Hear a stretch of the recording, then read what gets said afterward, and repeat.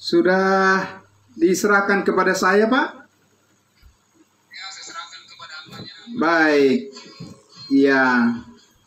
Terima kasih, Pak. Baik. Terima kasih.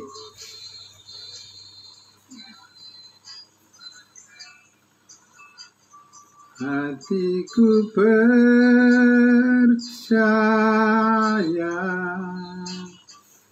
hatiku percaya,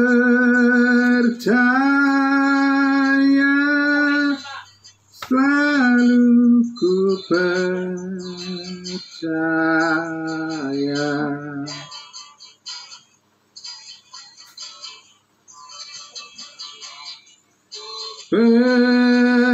Percaya, hatiku percaya,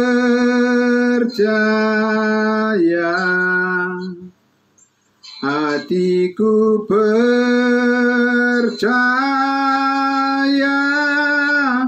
selalu ku percaya,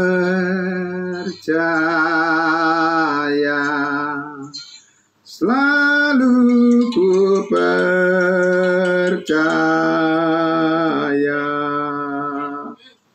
Baik. Ya. Terima kasih Pak Pendeta Pardosi. Saya ingin menyapa selamat malam untuk kita semuanya, Bapak Ibu, saudara-saudaraku yang dikasihi Tuhan Yesus. Ya, selamat malam juga Bapak Yoce. Salam sehat selalu, Pak. Ya, dan semuanya yang hadir pada malam hari ini luar biasa. Ya, Pak Riki, terima kasih. Semuanya sudah hadir ya. Puji Tuhan. Ya, saya tidak menyapa satu persatu lagi semuanya. Juga yang ada di live streaming Facebook maupun di YouTube semuanya. Selamat malam. Ya, mengucapkan banyak terima kasih untuk kita semuanya. Sangat dihargai kehadiran Bapak Ibu semuanya ya. Tuhan Yesus memberkati kita semuanya. Ya, baiklah.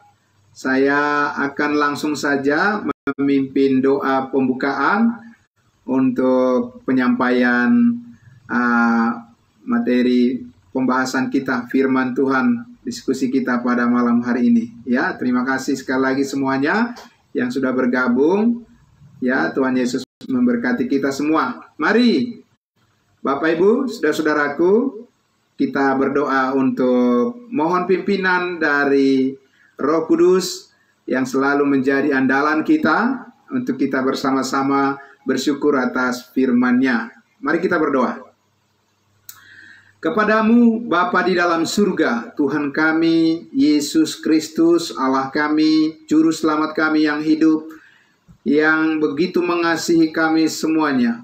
Tuhan yang telah rela berkorban di atas kayu salib, di mana Engkau menyerahkan tubuhmu dan menyerahkan bahkan nyawamu, menggantikan kami yang dulunya kami tidak layak, tetapi sekarang kami dilayakkan oleh darah Kristus. Tuhan kami telah menyucikan kami dan membawa kami kepada nilai yang begitu tinggi, berharga di mata Tuhan, karena Engkau telah membersihkan kami dari segala kesalahan dan dosa kami. Dan itulah sebabnya kami, Tuhan, menjadi motivasi kami yang terbesar ya Bapa, sebab Engkau telah mengaruniakan hidup yang kekal bagi kami, menjadi satu dasar yang paling kokoh, yang paling kuat bagi kami untuk melihat bahwa rencana Tuhan begitu indah dalam hidup kami, dan selalu memberikan kami damai sejahtera di saat kami mengingat terus betapa Engkau sangat mengasihi kami lebih daripada apapun. Terima kasih Bapa di dalam surga. Semua saudara-saudara kami, orang-orang kudusnya Tuhan, orang-orang pilihan Tuhan sudah hadir pada malam hari ini. Baik yang di ruangan Zoom meeting kami Tuhan, maupun yang ada di live streaming Facebook dan juga di YouTube. Kami sangat bersyukur ya Tuhan. Engkau memberikan hati yang selalu rindu kepada saudara-saudaraku semuanya, untuk selalu konsisten, untuk datang ya Tuhan bersama-sama bersyukur kepadamu ya Bapa. Dan juga terus ya Tuhan memberikan hati dan pikiran kami diperbaharui oleh kebenaran firman-Mu yang menjadi penopang bagi kami Tuhan Yesus. Menguatkan kami Tuhan, melayani-Mu Tuhan dengan semua talenta yang Tuhan percayakan bagi kami. Terima kasih Bapa di surga, kesehatan yang baik sungguh sangat berharga bagi kami Tuhan. Karena itu kami mendoakan saudara-saudara kami yang kami tahu saat ini Tuhan sedang di dalam pemulihan ya Bapa. Oleh karena mereka terbaring, ada yang dirawat di rumah, ada juga yang di rumah sakit ya Tuhan. Kami percaya Engkau memulihkan saudara-saudara kami tersebut, dan sehingga di hari berikutnya kami akan kembali bersama-sama lagi. Sebab Tuhan sangat mengasihi mereka semua, mengasihi kami semua sebagai anggota tubuh-Mu. Engkau merawat kami Tuhan. Terima kasih Bapa di surga. Inilah doa ucapan syukur kami Tuhan Yesus. Terima kasih pujian yang sudah dinaikkan untuk meninggikan Engkau. Dan kami ingin mendengarkan firman-Mu ya Bapa, supaya hikmat surgawi selalu turun atas kami melalui pertolongan Roh Kudus yang telah dimeteraikan di dalam setiap hati kami. Di dalam nama Tuhan Yesus kami berdoa dan bersyukur. Haleluya. Amin. Amin. Ya. Baik, Bapak Ibu, saudara-saudaraku yang dikasihi Tuhan Yesus, berterima kasih sekali semuanya hari ini dengan segala kesibukan, pekerjaan ya kita hari ini. Ya, saya sendiri juga ada tugas yang saya lakukan hari ini begitu padat, tetapi saya sangat bersyukur pada Tuhan. Semuanya kita diberikan semangat, sejahtera, damai sejahtera Tuhan untuk selalu datang kepadanya, datang pada kebenaran firman-Nya, dan tidak akan pernah sia-sia, karena Rasul Paulus mengatakan, jerih sekecil apapun, jerih payahmu di dalam Tuhan itu tidak pernah sia-sia. Haleluya, puji Tuhan. Ya, Bapak Ibu Saudaraku yang dikasihi Tuhan Yesus, pada malam hari ini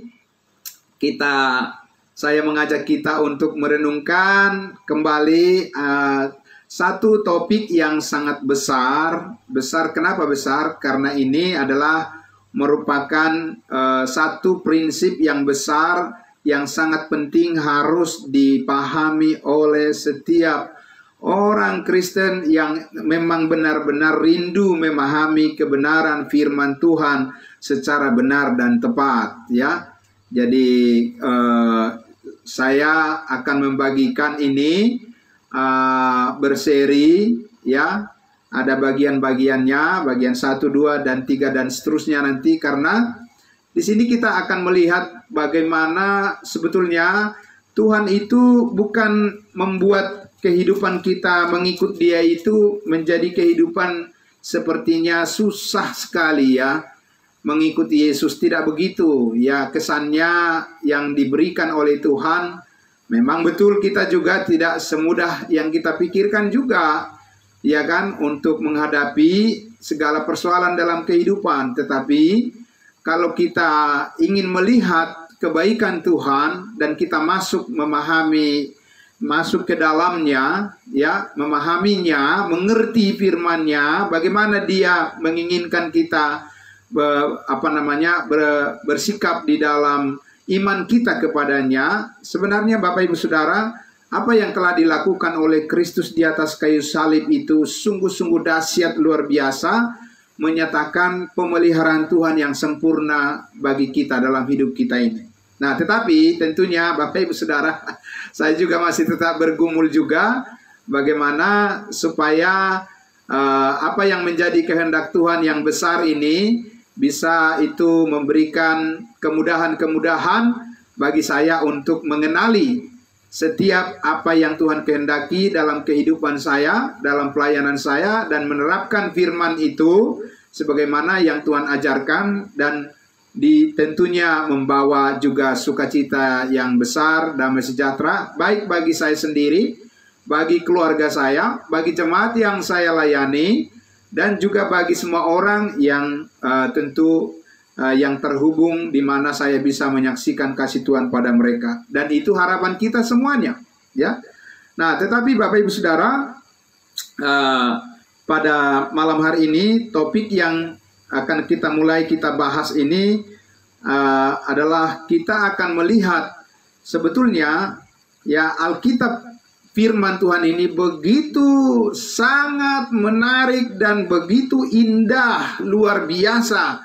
Ya, Tuhan membukakan rahasianya, bagaimana sebenarnya Tuhan itu membimbing setiap umatnya sehingga diberikan pengertian-pengertian yang jelas sebenarnya bagi semua umatnya, sehingga bisa bersikap sebagaimana yang Tuhan kehendaki, ya, bagaimana kita berperilaku dan bersikap kepada Tuhan dan juga kepada sesama kita, ya. Nah, jadi Bapak Ibu Saudara, topik kita malam hari ini, ya, diawali dengan satu pertanyaan dan pernyataan, yaitu benarkah? Nah, ini ya, benarkah? Jadi benarkah ini? Jadi kita bertanya sehingga kita ada keinginan untuk tahu lebih jauh lagi, ya. Semua, ya, begitu banyak informasi, perintah, peraturan, instruksi, ya, kehendak daripada Tuhan di dalam Alkitab ini, dari Kejadian sampai Wahyu, 66 kitab, Bapak Ibu Saudara. Jadi benarkah memang seluruh perintah Tuhan yang banyak itu, ya kan? Apakah memang Tuhan mengharapkan kita melakukannya seperti, ya, yang dikatakan oleh perintah Tuhan itu, atau sebenarnya Bapak Ibu Saudara, ada bagian-bagian yang spesifik, yang secara khusus, yang Tuhan inginkan bagi setiap umatnya, ya, di waktu yang berbeda, di masa yang berbeda, dengan kondisi yang berbeda, ya, dengan tujuan yang berbeda juga, bagi setiap umatnya, umat Tuhan itu sebenarnya dibedakan satu dengan yang lain. Sehingga kita, kalau kita mengerti yang mana yang Tuhan tujukan kepada kita, yang mana yang Tuhan harapkan kita respon, sehingga menjadi efektif mengiring Tuhan, hidup kita mengiring Tuhan itu menjadi efektif dan kena sasaran gitu, seperti yang Tuhan mau. Jadi kita tidak menjadi seperti orang yang berpura-pura ingin melakukan segala sesuatu yang Tuhan perintahkan, padahal sebenarnya kita nggak mampu melakukannya. Karena apa? Karena memang, ya, belum tentu ditujukan kepada kita, ya. Nah, jadi karena itu Bapak Ibu Saudara, saya akan membahas ini, ya, firman Tuhan yang topik yang besar ini, beberapa seri, beberapa bagian ke depannya. Nah, pada malam hari ini saya akan mengajak kita untuk melihat, ya, bagaimana firman Tuhan, ya, dinyatakan kepada umatnya, ya. Umatnya Tuhan itu ada dua bagian besar, Bapak Ibu Saudara. Kalau ini tidak dilihat di dalam Alkitab dengan baik, maka ini semuanya akan terjadi pencampur adukan yang membuat kehidupan kekristenan kita itu menjadi tumpang tindih. Ya, tumpang tindih itu mubazir namanya, mubazir. Mubazir itu, ya, sudah banyak berjuang, sudah banyak kerja keras, sudah banyak berkorban dan lain sebagainya. Tetapi sebetulnya apa yang kita lakukan itu ada hal-hal yang tidak pada tempatnya, yang Tuhan inginkan bukan seperti itu, ya. Nah, Bapak Ibu Saudara, karena itu pelan-pelan, secara perlahan kita akan melihat satu persatu, membedah satu persatu, ya. Sehingga nantinya, ya, kita berharap bahwa ketika kita sudah memilih ingin melakukan kehendak Bapa di surga, itu sudah didorong oleh suatu pengertian yang benar-benar seperti yang Tuhan mau. Bagaimana kita punya keyakinan yang penuh bahwa itu adalah dikehendaki oleh Tuhan. Jadi bukan lagi seperti, ya, ibaratnya orang main lotre gitu, ya. Ya pokoknya, ya, kalau Tuhan kehendaki ya syukur, kalau memang itu Tuhan tidak kehendaki, seperti kita tidak tahu dengan jelas. Ya, tetapi Bapak Ibu Saudara, malam hari ini saya akan mengajak kita, ya, untuk melihat terlebih dahulu bagian dari apa yang pernah Tuhan katakan, apa yang pernah Tuhan perintahkan, apa yang pernah Tuhan tegaskan, ya, dulu, ya, di masa waktu dulu, ya, Bapak Ibu Saudara, Jadi kalau Bapak Ibu Saudara lihat ada di belakang saya ini ada bagan.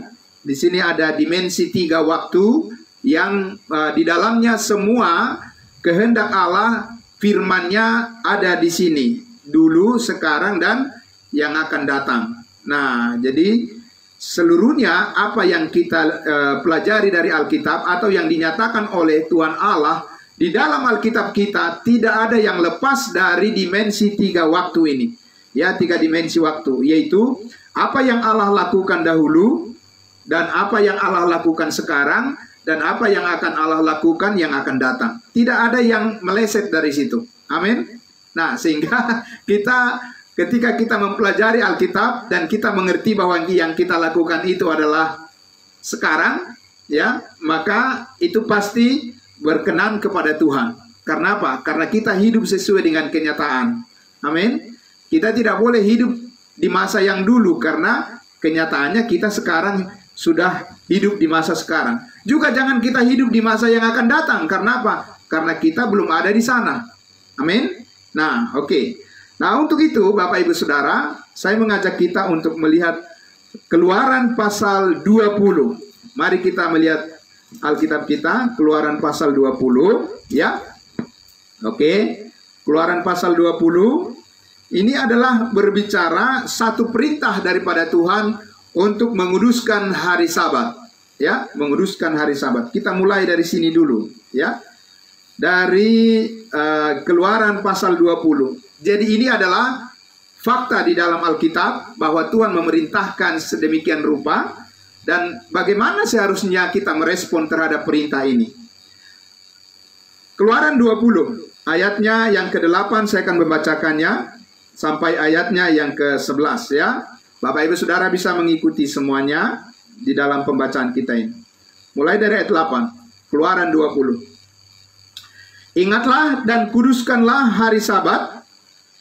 6 hari lamanya engkau akan bekerja dan melakukan segala pekerjaanmu. Tetapi hari ke-7 adalah hari Sabat Tuhan Allahmu, maka jangan melakukan sesuatu pekerjaan engkau atau anakmu laki-laki atau anakmu perempuan atau hambamu laki-laki atau hambamu perempuan atau hewanmu atau orang asing yang di tempat kediamanmu, sebab 6 hari, bukan 7 hari, 6 hari lamanya Tuhan menjadikan langit dan bumi, laut dan segala isinya, dan ia berhenti pada hari yang ke-7. Itulah sebabnya Tuhan memberkati hari Sabat dan menguduskannya. Ya. Nah, Bapak Ibu Saudara, jadi kita semuanya tentunya sudah tahu bagaimana latar belakang perintah ini disampaikan. Ini adalah ketika bangsa Israel dipimpin oleh Musa di padang gurun, mereka menerima perintah ini. Ya. Bapak Ibu Saudara, dan ketika orang Israel menerima perintah ini, saudara-saudara, yang mereka mengerti soal jam kerja itu adalah bahwa hanya 6 hari saja waktu bagi mereka jam kerjanya. Ya, tidak boleh berapa hari? Tidak boleh 7 hari. Kalau mereka bekerja pada hari yang ke-7, itu sudah melanggar. Gitu. Ya, nah, Bapak Ibu Saudara, yang pertama yang perlu kita pahami adalah bahwa ini adalah perintah Tuhan. Amin. Perintah Tuhan adalah perintah Tuhan. Ya, pertanyaannya adalah apakah perintah Tuhan ini, ya, apakah perintah Tuhan ini boleh diabaikan begitu saja dan boleh dianggap wah tidak, itu perintah Tuhan tidak berlaku untuk kita. Begitu. Lah, bukankah katanya? Nah, ini yang penting sangat untuk direnungkan adalah asumsi yang salah, yang keliru yang dimiliki oleh kebanyakan orang Kristen, mengatakan bahwa semua perintah Tuhan harus kita lakukan. Nah, itu yang mau kita bedah. Itu yang mau kita telusuri, itu yang mau kita teliti, itu yang mau kita pelajari. Benarkah semua perintah Tuhan itu harus kita lakukan? kalau harus kita lakukan, berarti apa yang dikatakan di dalam Keluaran 20 ini, bahwa kita hanya boleh bekerja 6 hari lamanya. Tidak boleh bekerja di hari yang ke-7. Lagi pula, di sini dikatakan bahwa ada hari Sabat yang dikuduskan oleh Tuhan. Hari Sabat itu hari apa? Itu bukan hari Minggu, Bapak Ibu Saudara. Tidak. Hari Sabat itu adalah hari Sabtu. Ya. Nah, jadi kalau kita lihat bahwa ada kelompok tertentu yang menguduskan hari Sabat, hari Sabtu, berarti mereka lah yang benar. Ya kan? Mereka lah yang benar menurut firman Tuhan ini. Karena ini adalah perintah Tuhan. Amin. Kalau memang betul semua perintah Tuhan harus kita lakukan, berarti orang yang memelihara hari Sabat, di mana mereka tidak bekerja pada hari Sabtu, tetapi mereka beribadah hari Sabtu, hari Sabat, berarti mereka lah yang benar. Terus kita orang Kristen yang Protestan dan gereja-gereja yang mengutamakan beribadah pada hari Minggu, itu bagaimana? Apakah kita sedang melakukan perintah Tuhan atau mengabaikan perintah Tuhan? Bapak Ibu Saudara ya. Nah itu penting. Apapun yang mau kita katakan, alasan kita, yang jelas ini adalah perintah Tuhan. Dan perintah Tuhan harus dilakukan, bukan? Kan begitu kata orang kebanyakan, bahwa semua perintah Tuhan harus dilakukan. Ya, berarti orang yang mengatakan semua perintah Tuhan harus kita taati, dia tidak boleh beribadah pada hari Minggu. Harusnya dia beribadah pada hari Sabtu, hari Sabat. Tapi kenyataannya tidak demikian, ya. Banyakan orang yang mengatakan bahwa semua perintah Tuhan harus kita taati, dia juga melanggarnya karena dia tidak menaati perintah Tuhan di Keluaran 20 ayat 8 sampai 11. Ya. Nah, itu yang pertama. Oke. Tapi Bapak Ibu Saudara, sekarang kita masuk kepada orang yang berusaha menaati perintah Tuhan, yaitu harus menguduskan hari Sabat. Harus bekerja pada 6 hari saja. Dan hari yang ke-7 adalah Sabat bagi Tuhan. Nah, sekarang kita ingin melihat, benarkah mereka melakukan perintah Tuhan ini? Ya, benarkah kelompok yang mengklaim bahwa mereka berhari Sabat, menguduskan hari Sabat? Sungguhkah mereka melakukan perintah Tuhan ini? Ya, Bapak Ibu Saudara. Sekarang kita lihat di dalam mari kita lihat Keluaran pasalnya yang ke-35. Ya, Keluaran pasal 35. Nah, Bapak Ibu Saudara, kita lihat di Keluaran pasal 35. Ya. Nah, tentunya sebelum saya baca Keluaran pasal 35 ini, ya, tentu namanya hukum itu pasti mengandung apa? Mengandung konsekuensi. Ya. Namanya perintah, namanya peraturan, itu kalau dilanggar berarti ada sanksinya, bukan? Ada hukumannya. Nah, pertanyaannya tadi adalah, kalau orang yang mengklaim bahwa dia melakukan perintah Tuhan berdasarkan Keluaran pasal 20 tadi, menguduskan hari Sabat, kalau mereka mengklaim bahwa mereka patuh kepada perintah Tuhan, karena mereka setelah menaati, menurut mereka, menaati perintah Tuhan tersebut, bagaimana menurut firman Tuhan? Apakah mendukung kesaksian mereka itu? Apakah benar-benar sudah terpenuhi apa yang dikatakan firman Tuhan? Bagaimana itu melakukan menguduskan hari Sabat? Ya, benarkah terpenuhi atau tidak? Atau mereka juga gagal melakukannya? Oke, kita lihat di dalam Keluaran 35 ayat 1 sampai ayatnya yang ketiga. Ya. Keluaran 35 ayat 1 sampai 3. Ya. Ayat 1. Lalu Musa menyuruh berkumpul segenap siapa? Jemaah Israel. Ya. Siapa yang disuruh berkumpul? Bukan orang Kristen, tapi segenap jemaah Israel. dan berkata kepada mereka apa? Inilah firman yang diperintahkan Tuhan untuk diapakan? Untuk dilakukan. Ya. 2. Berapa hari? 6 hari lamanya boleh dilakukan pekerjaan, tetapi pada hari yang ke-7 haruslah ada perhentian kudus bagimu, yakni Sabat, hari perhentian penuh bagi Tuhan. Sama dengan yang tadi ya. Sama, kembali ditegaskan lagi oleh Musa. Kepada siapa? Kepada orang Kristen begitu? Tidak, kepada orang Israel. Ya. Kecuali Bapak Ibu merasa bahwa Bapak Ibu adalah orang Israel, ya, tapi kan kenyataannya tidak. Kita adalah orang-orang dari bangsa lain. Ya, kita bukan salah satu dari suku Israel, 12 suku. Ya, jadi perintah ini disampaikan oleh Musa bukan kepada orang Kristen, tetapi kepada orang Israel. Lalu dikatakan di ayatnya yang kedua tadi ya. Ya, bagian pertama. 6 hari lamanya boleh dilakukan pekerjaan, tetapi pada hari yang ke-7 haruslah ada perhentian kudus bagimu, yakni Sabat, hari perhentian penuh bagi Tuhan. Setiap orang yang melakukan pekerjaan pada hari itu, pada hari Sabat, diapakan? Haruslah dihukum mati. Nah ini, ya. Jadi jangan hanya melakukan Sabat aja, harus juga melakukan apa ini? Harus juga melakukan sanksi hukuman mati bagi orang yang melanggarnya. Ngeri ya, Bapak Ibu ya? Ya, ngeri-ngeri sedap ini, ya.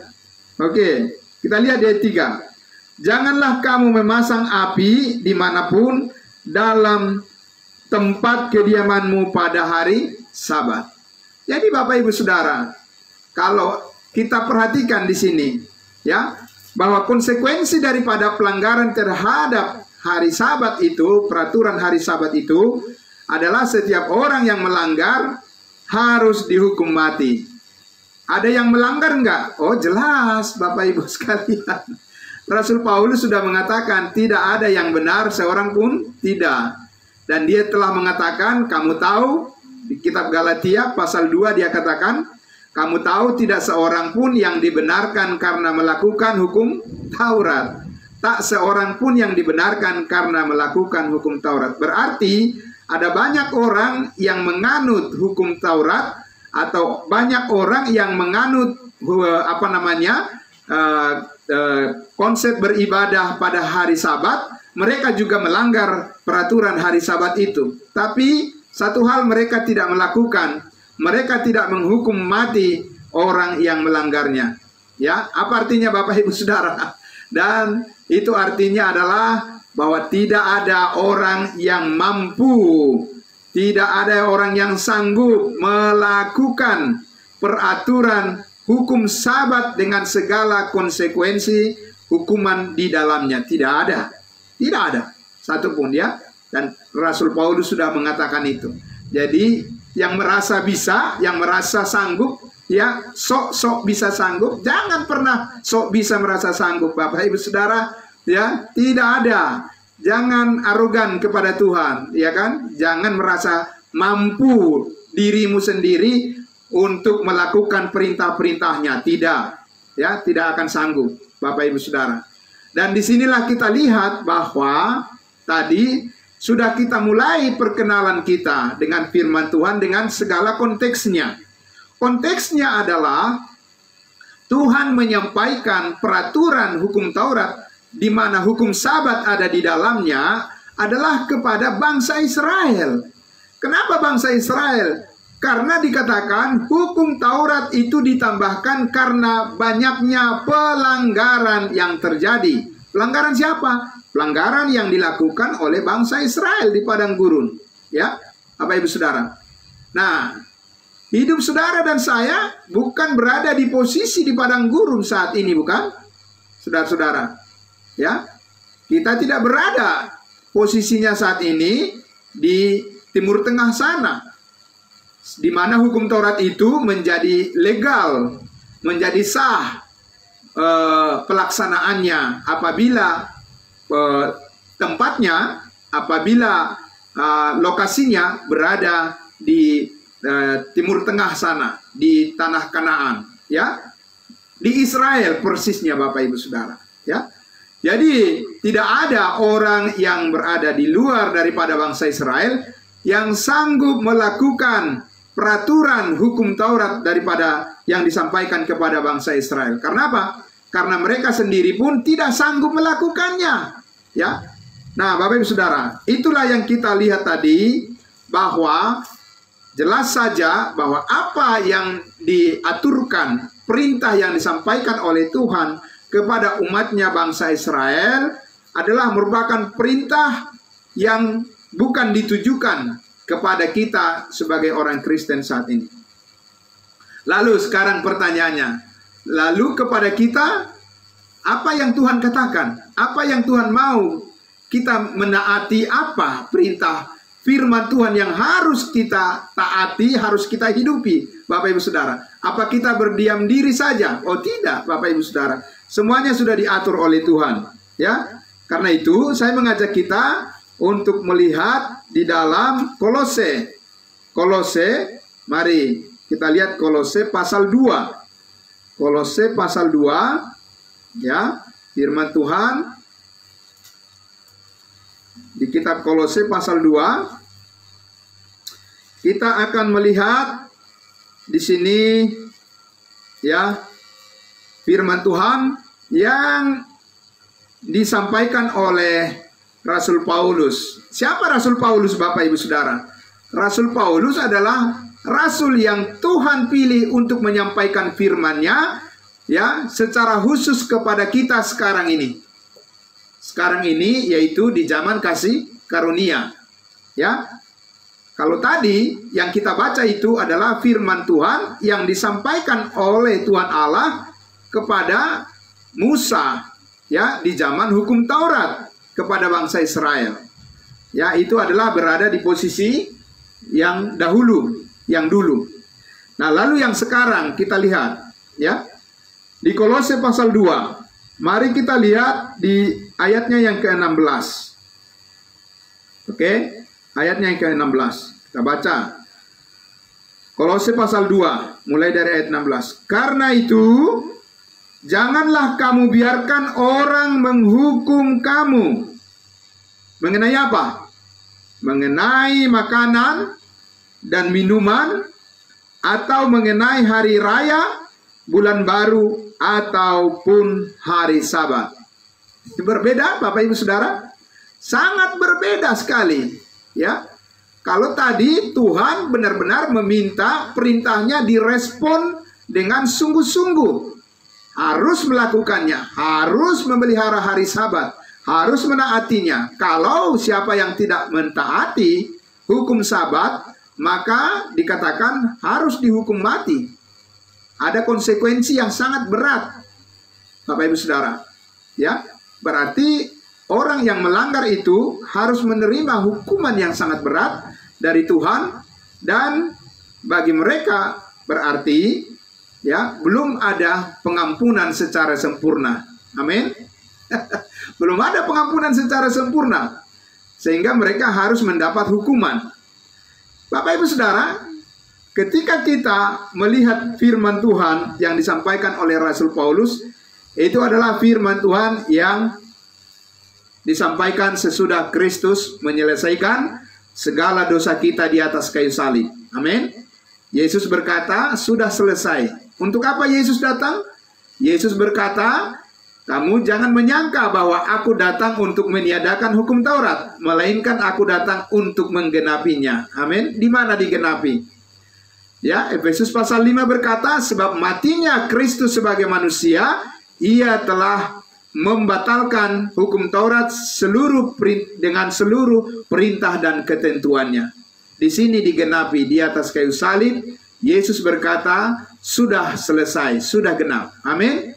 Maka kita sekarang posisinya, ketika kita mendengarkan firman Tuhan yang disampaikan oleh Rasul Paulus, ya, sekarang kita mengetahui, dia katakan, jangan kamu biarkan orang menghukum kamu hanya karena persoalan apa?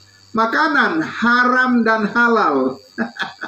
Ya Bapak Ibu Saudara, begitu banyak orang saat ini yang masih merasa bahwa dia itu sedang di jalan Tuhan. Dengan apa? Dengan prinsip ada yang halal, ada yang haram, supaya bisa menghakimi orang lain. Begitu kira-kira mungkin ya. Bapak Ibu Saudara, ya. Tapi ketika kita mengerti apa yang dilakukan oleh Tuhan Yesus di atas kayu salib, Bapak Ibu Saudara, kita mengertilah bahwa semuanya sudah digenapi. Amin. Jangan kita membawa diri kita seperti Paulus katakan kepada kuk perhambaan. Kepada kuk perhambaan, Bapak Ibu Saudara. Kita sudah berada di alam kemerdekaan. Mari kita ekspresikan sukacita kita di dalam Tuhan dengan menghargai apa yang sudah selesai di atas kayu salib. Amin. Iya, Bapak Ibu Saudara.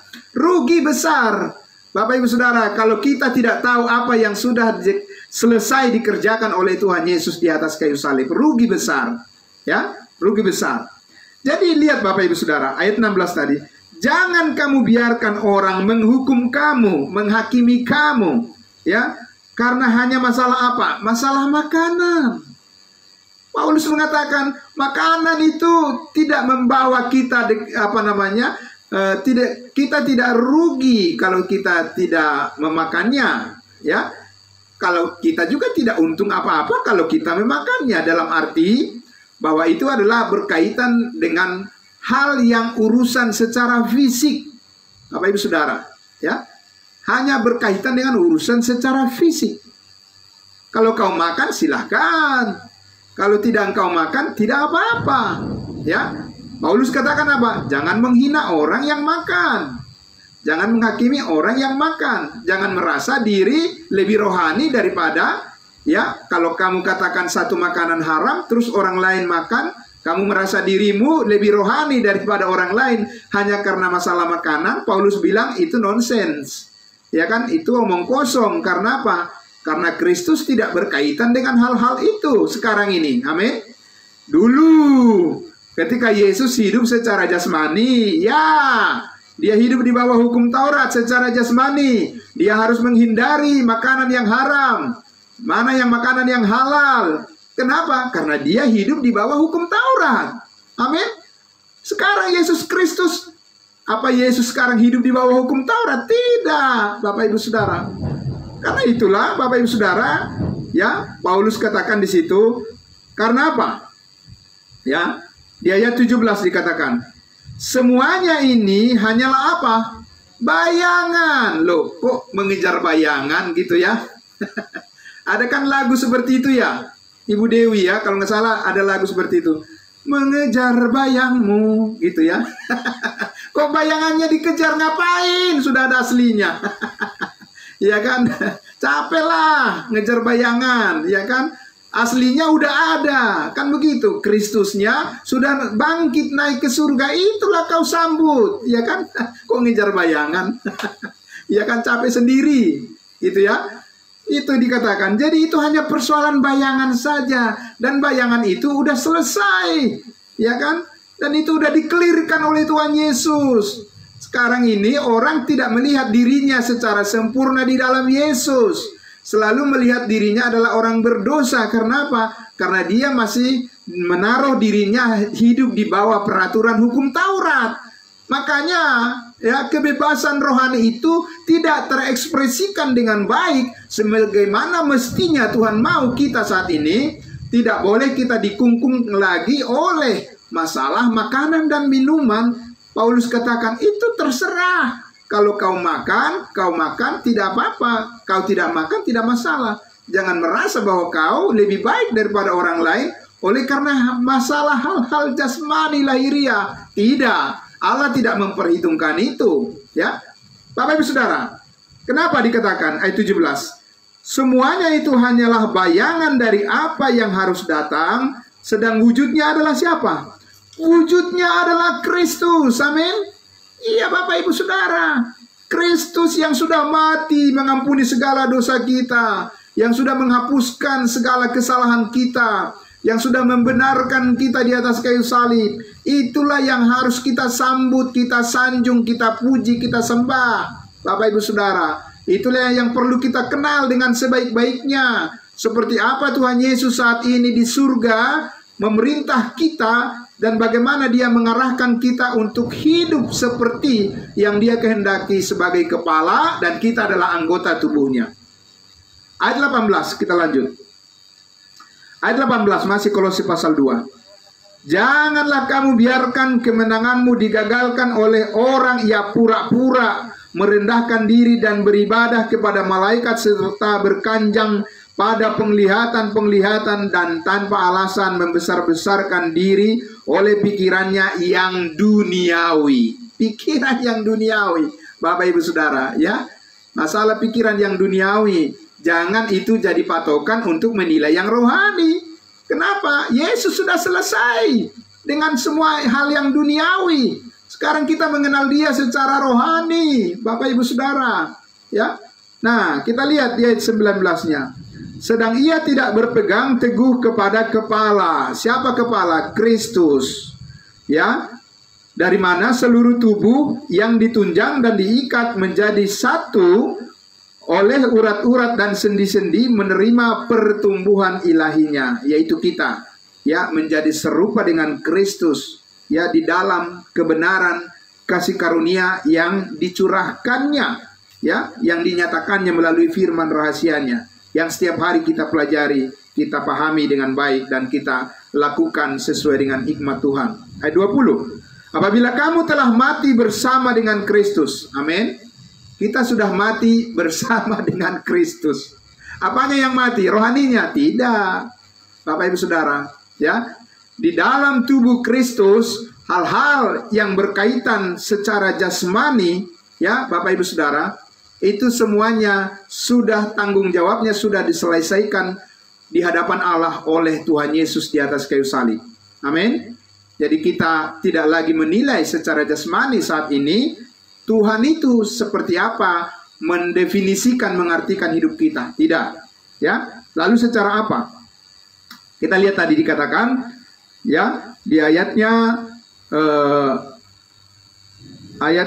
yang ke-20. Apabila kamu telah mati bersama dengan Kristus dan bebas dari roh-roh dunia, mengapakah kamu menaklukkan dirimu pada rupa-rupa peraturan, seolah-olah kamu masih hidup di dunia? Ya, luar biasa ya Bapak Ibu Saudara, ya.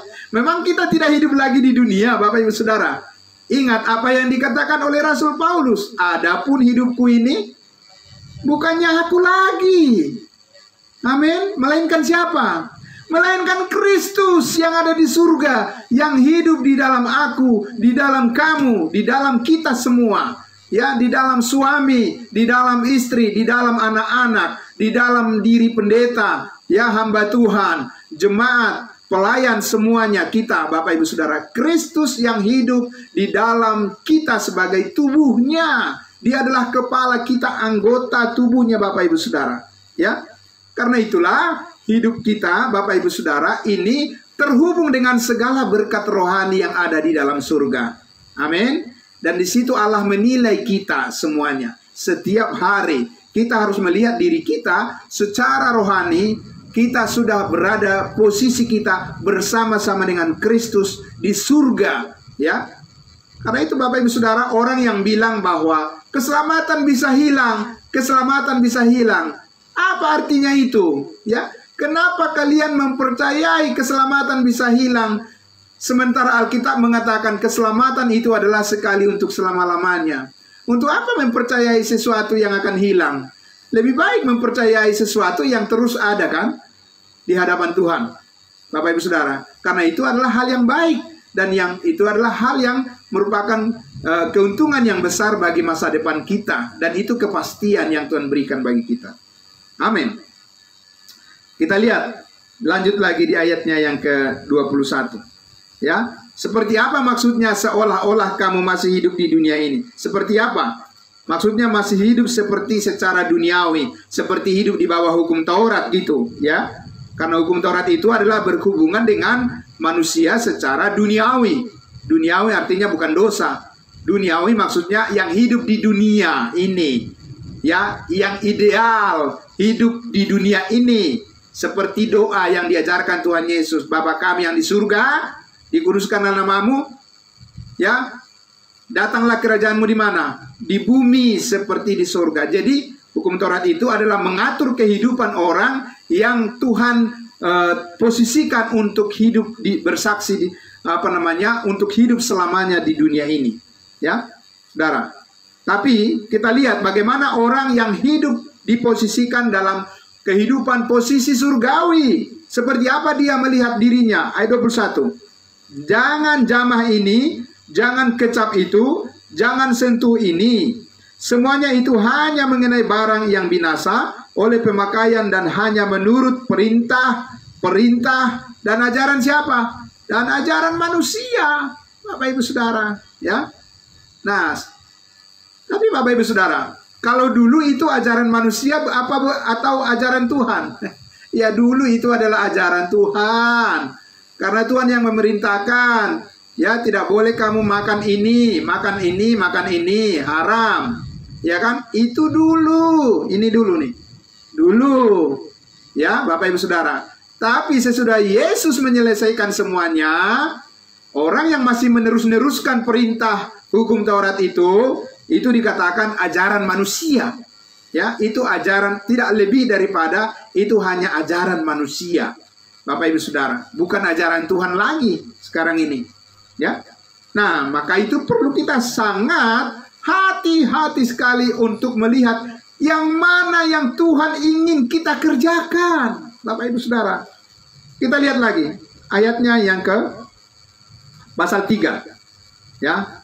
Karena itu, ya, Bapak Ibu Saudara, karena itu kalau kamu telah dibangkitkan bersama dengan Kristus, karena hidup kita sudah dibangkitkan bersama dengan Kristus, bangkit dan naik kemana? Naik ke surga. Kita sudah ada di dalam Dia, di dalam Tuhan Yesus, ya. Karena itu apa? Carilah perkara yang di mana? Yang di atas. Bapak Ibu Saudara, pandangan kita harus, ya, terlihat, harus memandang, berpusat kepada apa saat ini yang sedang dikerjakan oleh Yesus di surga untuk kita, bagi kita, ya. Bagaimana cara Tuhan saat ini memberkati kita? Ini harus dipelajari, bukan hanya asal comot Alkitab. Carilah dahulu kerajaan Allah dan kebenarannya, maka semuanya itu akan ditambahkan kepadamu. Semuanya apa, Bapak Ibu Saudara? Sering itu dijadikan seperti menjadi ladang bisnis, ya, di dalam gereja. Karena apa?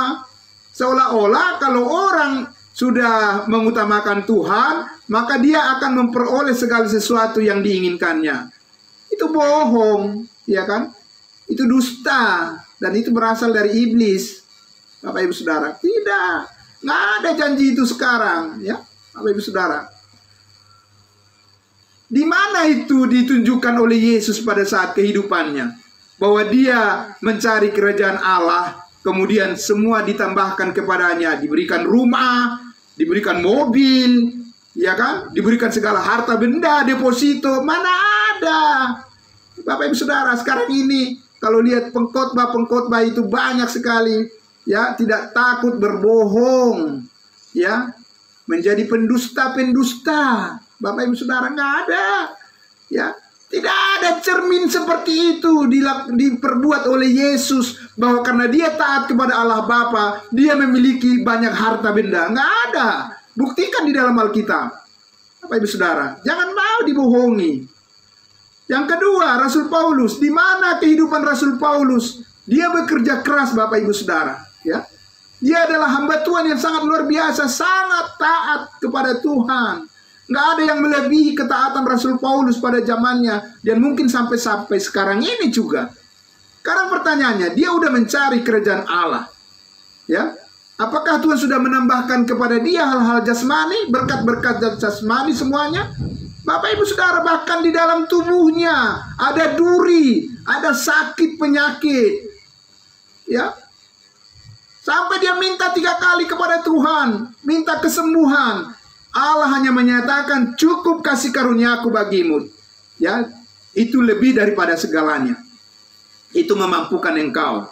kasih karunia Tuhan itu cukup bagimu. Itu aja fokus kau pikirkan. Ya, pikirkan perkara yang di atas. Bapak Ibu Saudara yang dikasihi Tuhan Yesus, ya, sangat luar biasa. Paulus mengatakan karena hidupmu tersembunyi di dalam Kristus Yesus, karena itu carilah perkara yang di atas, ya, di mana Kristus ada duduk di sebelah kanan Allah. Amin. Ini sangat penting Bapak Ibu Saudara. Itu sebabnya saudara datang terus kepada firman Tuhan, karena kita sedang mencari perkara yang di atas. Ya, bagaimana supaya nanti ketika kita berjumpa dengan Tuhan Yesus, kita akan menerima emas, perak, dan batu permata. Amin. Seperti Paulus katakan, sekarang bagiku sudah tersedia mahkota kebenaran. Ayatnya yang kedua, pikirkanlah perkara yang di atas, bukan yang di bumi. Ayat 3, sebab kamu telah mati dan hidupmu tersembunyi bersama dengan Kristus di dalam Allah. Amin. Hidup yang tersembunyi di dalam Kristus itu harus kita gali, harus kita pelajari seperti apa hidupmu dan hidupku di dalam Tuhan Yesus. Tidak mungkin orang yang tidak mengerti firman Tuhan tahu seperti apa hidupnya di dalam Kristus. Tidak bisa Bapak Ibu Saudara. Karena hanya firman Tuhan yang menyingkapkan seperti apa kehidupan kita saat ini di dalam Kristus. Karena Kristus saat ini menyatakan kehendaknya melalui firman-Nya. Bukan melalui mimpi, bukan melalui penglihatan-penglihatan yang saat ini Bapak Ibu Saudara sangat laku keras di mana-mana. Penglihatan tahun 2023 akan begini, begitu, dan begini. Yang nonton 1 juta orang di YouTube. Ya, Bapak Ibu Saudara, ya kan? Itulah buktinya manusia itu sudah sangat mudah sekali untuk dibohongi. Karena apa? Karena itu tidak mengerti. Kehendak Allah saat ini adalah bahwa kita memikirkan tentang apa yang dilakukan oleh Allah melalui Kristus yang saat ini ada di surga. Bapak Ibu Saudara.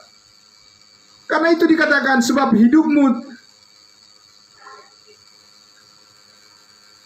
apabila Kristus, ayat 3, sebab kamu telah mati dan hidupmu tersembunyi bersama dengan Kristus di dalam Allah.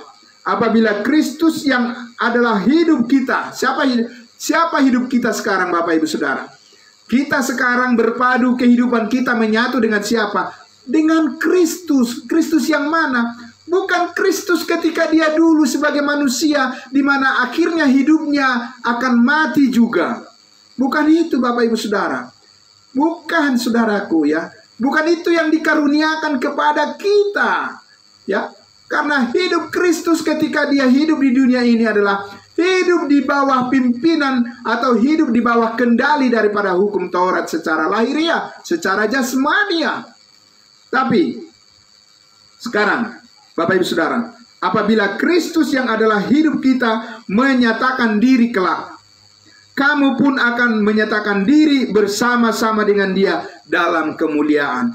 Hidup Kristus, hidup kebangkitannya. Ya, hidup kebangkitannya itu adalah hidup yang kekal. Amin. Jadi saudara dan saya saat ini bersama-sama dengan Kristus di dalam hidup yang kekal, menjalani kehidupan kita yang berkenan kepada Tuhan dan terus mempelajarinya seperti apa Allah saat ini menggerakkan hidup kita melalui pengertian kita terhadap kebenaran firman kasih karunia-Nya. Karena melalui firman kasih karunia-Nya itu kita tahu Bapak Ibu Saudara. Bapak Ibu Saudara, kalau saudara mempelajari terus firman Tuhan di kitab yang ditulis oleh Musa, dari Kejadian, Keluaran, Imamat, Bilangan, Ulangan, bisa atau tidak Bapak Ibu Saudara menemukan bahwa di sana dikatakan jangan membiarkan dirimu dihukum karena masalah makanan dan minuman mengenai hari raya, bulan baru, atau hukum sabat. Bisa nggak Bapak Ibu Saudara menemukan itu? Tidak bisa Bapak Ibu Saudara. Karena di sana peraturannya lain. Amin. Ya, jadi Bapak Ibu Saudara sangat bersyukur sekali kepada Tuhan. Dia mengaruniakan kepada kita saat ini pengertian yang benar, yang sungguh-sungguh membuat kita bergairah untuk melayani Dia. Amin. Bergairah Bapak Ibu Saudara. Ya, tidak ada orang yang bisa menghentikan kita untuk mengekspresikan sukacita dan damai sejahtera kita yang sudah kita peroleh bersama-sama dengan Kristus. Tidak ada yang bisa menghentikan itu. Amin. Karena itu, Bapak Ibu Saudara, yang terakhir saya sampaikan satu ayat di sini, firman Tuhan. Kita lihat di pasal 2, ya. Ayat 8. Mulai kita baca dari ayat 8. Hati-hatilah supaya jangan ada yang menawan kamu dengan filsafatnya yang kosong dan palsu menurut ajaran turun-temurun dan roh-roh dunia, tetapi tidak menurut Kristus. Tidak menurut Kristus yang sudah bangkit. Amin. Kalau menurut Kristus yang ketika dia menjadi manusia di dunia ini selama 33,5 tahun, saudara-saudaraku, menurut Kristus, ya, orang yang taat kepada Tuhan adalah harus disunat pada hari yang ke-8. Bukan itu maksudnya, Bapak Ibu Saudara. Bukan, ya. Yang saat ini Kristus yang sudah bangkit dari antara orang mati, yang saat ini hidup di surga dan mengaruniakan keselamatan kekal kepada setiap orang yang percaya kepadanya. Ya. Nah, karena itu ayat 9 dikatakan, sebab dalam dialah berdiam secara jasmania seluruh kepenuhan kealahan, dan kamu telah dipenuhi di dalam dia. Ya, we are complete in him. Kita sudah sempurna di dalam dia. Kita bukan orang berdosa, Bapak Ibu Saudara. Amin.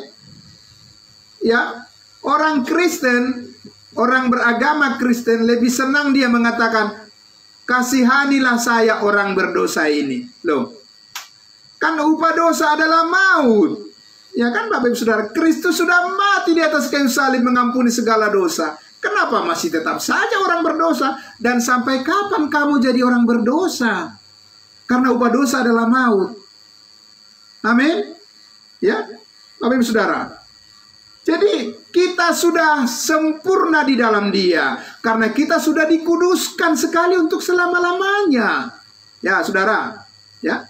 Saudara dan saya bukan orang bercacat di dalam Kristus. Mungkin kita secara fisik tidak sempurna, tetapi bukan itu yang dipandang oleh Tuhan saat ini. Amin. Ya. Saudara, karena nanti kita dikatakan tadi di situ apa? Apabila Kristus menyatakan diri kelak, dia juga akan menyatakan dirinya bersama-sama dengan kamu dalam kemuliaan. Kemuliaan apa? Kemuliaan tubuh yang baru. Amin. Iya, Saudara. Dalam tubuh yang baru itu nanti tidak ada di situ istilah sakit penyakit lagi. Amin. Luar biasa, Bapak Ibu Saudara. Ya, itu sudah anti penyakit. Bapak Ibu Saudara, ya. Tidak ada di situ sakit penyakit lagi nanti di dalam tubuh yang baru itu. Dan untuk kita lah itu dijanjikan. Amin. Iya, Saudara, bersemangat terus untuk menantikan janji Tuhan. Amin. Walaupun di dalam tubuh yang saat ini Paulus katakan dari hari ke hari semakin merosot, bertambah usia kita, kita melihat bertambah kelemahan secara fisik. Tapi Paulus bilang apa? Tetapi kami secara rohania terus diperbaharui dari sehari ke sehari. Amin. Dari kemuliaan menuju kepada kemuliaan yang berikutnya. Amin, Saudara. Ya, itulah hidup kita, punya progres terus di dalam Kristus. Dan dia membawa kita kepada seluruh kehendaknya, supaya kita menikmati sukacita penuh dan damai sejahtera penuh di dalam Kristus, di mana kita sudah bersama-sama dengan dia. Ya, Bapak Ibu Saudara yang dikasihi Tuhan Yesus, ayat 10 tadi, dan kamu telah dipenuhi di dalam dia, dialah kepala semua pemerintah dan penguasa. Ya, ayat 11, dalam dia kamu telah disunat, bukan dengan sunat yang dilakukan oleh manusia, tetapi dengan sunat Kristus yang terdiri dari penanggalan akan tubuh yang berdosa. 12. Karena dengan dia kamu dikuburkan dalam baptisan. Dan di dalam dia kamu turut juga dibangkitkan juga oleh kepercayaanmu kepada kerja kuasa Allah yang telah membangkitkan dia dari antara orang mati. Kamu juga meskipun dahulu mati oleh pelanggaranmu, dan oleh karena tidak disunat secara lahiriah, telah dihidupkan Allah bersama-sama dengan Dia sesudah Ia mengampuni segala pelanggaran kita, dengan menghapuskan surat hutang yang oleh ketentuan-ketentuan hukum mendakwa dan mengancam kita, dan itu ditiadakannya di mana? Dengan memakukannya pada kayu salib. Ia telah melucuti pemerintah-pemerintah dan penguasa-penguasa dan menjadikan mereka tontonan umum dalam kemenangannya atas mereka. Puji Tuhan, Bapak Ibu Saudara yang dikasihi Tuhan Yesus. Malam hari ini kita sudah melihat bahwa apa yang diperintahkan oleh Tuhan kepada kita adalah berpikirlah tentang perkara yang di atas. Amin.